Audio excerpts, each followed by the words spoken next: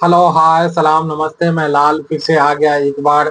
और Israel Iran युद्ध में, वॉर में सीज फायर की लगभग संभावना बन गई है। लोगों के जहन में ये बात आ रही है, क्या इजराइल फिर से अपनी ताकत को बढ़ाने के लिए, हथियार जमा करने के लिए सीज फायर में शामिल हुआ या सीज फायर को राजी हुआ। वहीं दूसरी तरफ हम ये देखेंगे कि अमेरिका ने बंकर बस्टर बम गिराया, फिर बदले में ईरान ने उस पर हमला किया।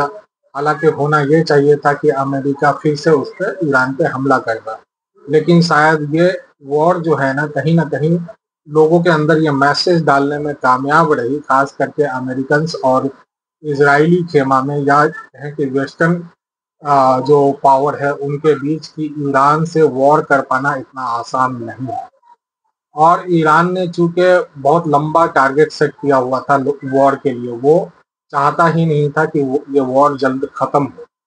अब यहाँ पे सबसे बड़ा सवाल ये उठता है कि अब इजराइल के लोग क्या करेंगे। तो दोस्तों, मैं ये बता दूं कि इजराइल के लोग ज्यादातर जो है, वो उनके पास डुअल सिटीजनशिप है, यानी कि दो पासपोर्ट उनके पास है। तो उनके पास बहुत आसान तरीका है कि वो जल्दी से इजराइल से निकल जाए और अपने लाइफ को बचाए, अपनी जिंदगी को बचाए, क्योंकि ये युद्ध का माहौल है। कहीं भी फिर से युद्ध हो सकता है। ये जो इजराइल में लोग आकर के बसे हुए थे, उनका सबसे जो मेन पावर था और सबसे बड़ी वजह थी, वो ये था कि इजराइल, उन्होंने अपने आप को प्रेजेंट किया था एक सेफ कंट्री के तौर पे। और उनका ये वादा था कि हम अच्छा बिजनेस आपको देंगे। लेकिन हुआ क्या? हुआ ये कि लोगों ने अपने जान गंवाए, अपने बच्चे गंवाए, अपने परिवार गंवाया और अपना पैसा भी गंवाया। वहां जाने के बाद उनको वो सारी चीजें जो कामना थी उनकी, वो नहीं हुई। लगातार 2 साल से करीब हमास हमला कर रहा है, हिजबुल्लाह हमला कर रहा है, हूती हमला कर रहा है। उनका अर्थव्यवस्था लगभग दरहम बरहम हो गया है। अगर ऐसे में वो लोग इजराइल में रहते हैं, तो फिर उनकी कंडीशन और भी खराब हो सकती है। इसीलिए वो सब कुछ वहां औना पौना में बेच बाच करके जो बचा है उसे समेट करके वो उस कंट्री में चले जाएंगे जहां का उनको दूसरी नागरिकता है।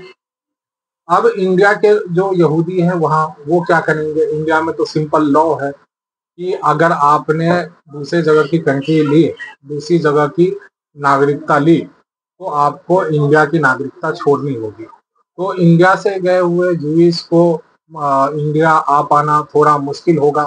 हालांकि ऐसे वक्त पे सरकार जो है वो थोड़े से नर्म रुख अपनाती है किसी भी मुल्क का।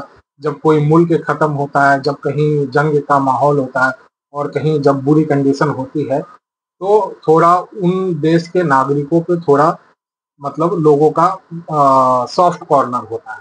तो मुझे लगता है कि इजराइल के लोगों के लिए दुनिया भर में थोड़ा सा सॉफ्ट कॉर्नर होगा, क्योंकि वो अपने देश को छोड़ के जा रहे हैं।